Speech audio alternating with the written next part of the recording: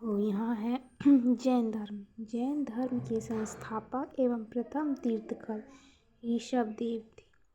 जैन धर्म के 23वें तीर्थंकर पार्श्वनाथ थे, जो काशी के इक्ष्वाकु वंशीय राजा अश्वसेन के पुत्र थे। तो सबसे पहला ये है कि जैन धर्म के जो संस्थापक, सिर्फ हम कोई भी धर्म नहीं पर उसके संस्थापक के बारे में जान लेंगे, ठीक है, बहुत इंपॉर्टेंट है ये चीज़। तो जैन धर्म के संस्थापक और प्रथम तीर्थंकर कौन थे? ऋषभदेव। कौन थे? ऋषभदेव। कौन थे? ऋषभदेव। और जैन धर्म के 23वें तीर्थंकर कौन थे? पार्श्वनाथ, जो कहाँ के थे? काशी के इक्ष्वाकु वंशीय राजा अश्वसेन के पुत्र थे, ठीक है। इन्होंने 30 वर्ष की अवस्था में संन्यास जीवन को स्वीकारा। कितने वर्ष की अवस्था में? 30 वर्ष की अवस्था में।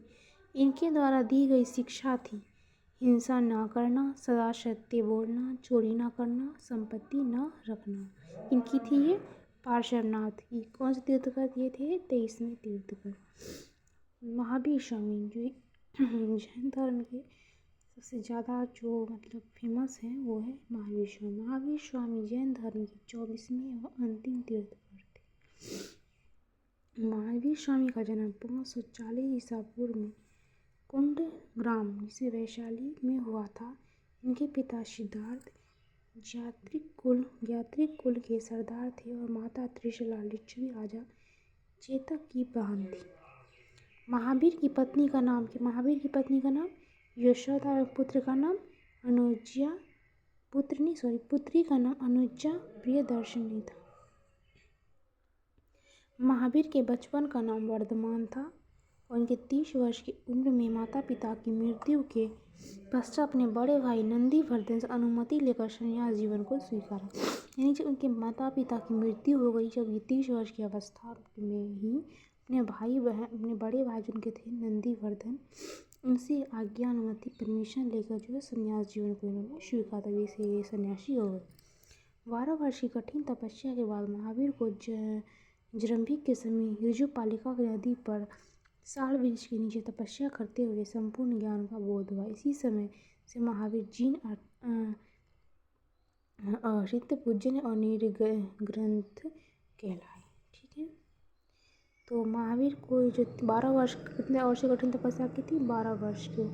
और कहाँ पे उनको मतलब की थी? तो जरंभिक के समय ऋजुपालिका नदी के तट पर साल वृक्ष के नीचे, और तभी वहीं पर उनको संपूर्ण ज्ञान का बोध हुआ। महावीर ने अपना उपदेश प्राकृतिक भाषा में दिया। कौन सी भाषा में? प्राकृतिक भाषा में।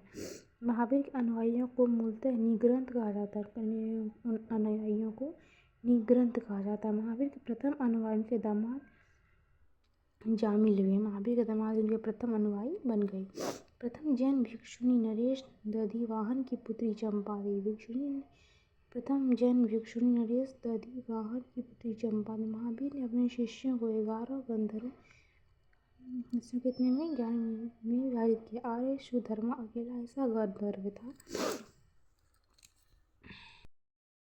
गंधर्व था जो महावीर की मृत्यु के बाद भी जीवित रहा और जैन धर्म का प्रथम थेरा या मुख्य उपदेशक बन गया। तो आर्य सुधर्मा लगभग 300 ईसा पूर्व मगध में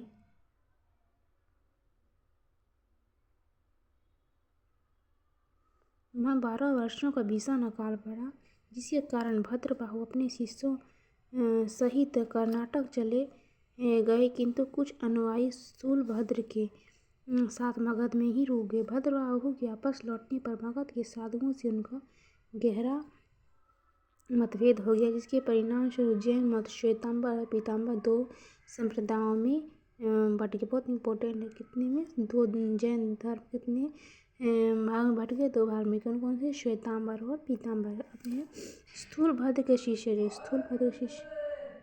श्वेतांबर कहलाए और भद्रबाहु के शिष्य दिगंबर कहलाए।